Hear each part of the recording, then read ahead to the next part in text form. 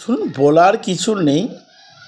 ইদানিং এই চলছে এটা 1-2 মাস দেখতে পাচ্ছি, যেখানে কোনো প্রতিবাদ করলে আগে কি হতো, নেতৃত্বরা আলোচনা করতো বা বলতো, এখন সরাসরি তাকে বলে দেওয়া হচ্ছে এ শুভেন্দুবাবুর সাথে যুক্ত। আপনারা এর আগে আমার বক্তব্যের জেলা প্রেসিডেন্ট তার বক্তব্য রেখেছেন, দেখতে পাবেন। সেখানে বলেছেন পাগল, এবং আমি ওনাকে ফোন করেছিলাম। আরে ফোন করলে তো মানুষ এমনি ফোন করে, কেন হোয়াটসঅ্যাপে কল করেছিল? আর ওনার তো ক্ষমতা বিশাল, উনি জেলা সভাপতির পদ পেয়েছেন। উনি এসপিকে বলুন না ওই কল লিস্টটা বার করতে, মানুষের সমক্ষে দেখিয়ে দিতে, তাহলে আমি পাগল কি সেটা প্রমাণ হয়ে যাবে। আর উনি জেলা প্রেসিডেন্ট হিসেবে যে বক্তব্য রেখেছেন সেটাও প্রমাণ হয়ে যাবে।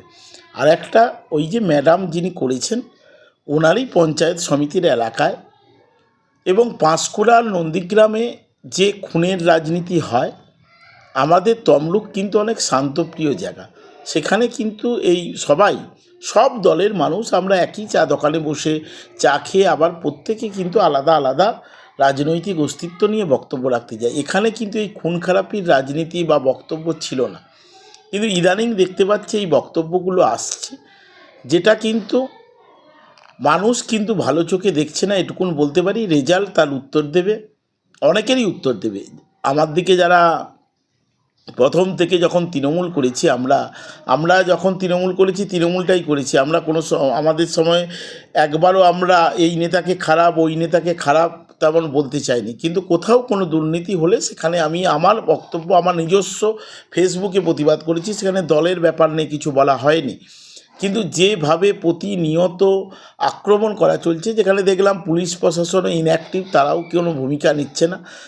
আমিও একটা মানুষ, বাড়ি সংসারে থাকি, সেখানে আমিও আমার বাড়ি ছেড়ে অনেক সময় কাজে বেরোই। তাই যা কিছু ওনারা করতে পারেন, ওনারা যদি খুন করবেন করতে পারেন, কিন্তু ওনাকে বলবো লোক লেলিয়ে না দিয়ে ওনার যদি কিছু ক্ষমতা থাকে করুক। কেন একটা 50 বছরের মহিলা নিশ্চয়ই খুনের কথা বলবে না, ওনাকে দিয়ে বলানো হচ্ছে। ওনাকে দিয়ে পাঁশকুড়া থেকেই খবর আসছে, পাঁশকুড়ার জেলা প্রেসিডেন্ট, পাঁশকুড়া পঞ্চায়েত সমিতির সহসভাপতি, এবং তিনি বলেছেন আমার দাদা। ওনার দাদা তো সবাই, অনেক মেয়েই ওনার দাদা থাকে। তৃণমূল কংগ্রেসের প্রত্যেকটা মেয়ের দাদা হচ্ছে সুজিত রায়। কেন ওই একটা 50 বছর ভদ্রমহিলা তিনি খুনের হুমকি দেবেন? নিশ্চয়ই কারো অঙ্গুলি হেলনে করছেন, করুন, কোনো অসুবিধে নেই। খুনের রাজনীতি যদি তৃণমূল কংগ্রেসকে আরও বড় জায়গায় পৌঁছে দেয়, আমার বলার কিছু নেই। উনি খুন করতেই পারেন, উনি তো তকমা দিচ্ছেন আমরা বিজেপি করি। ওনাকে এবং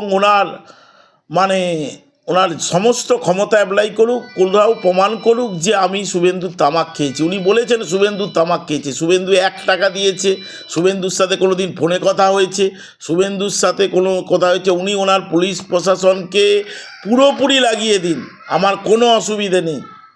ওনাকে প্রমাণ করতে হবে আগে, নালে মানুষের নামে নোংরা মিথ্যাচার এবং কলকাতায় যে কান ভাঙানো, এইগুলো বন্ধ করুক।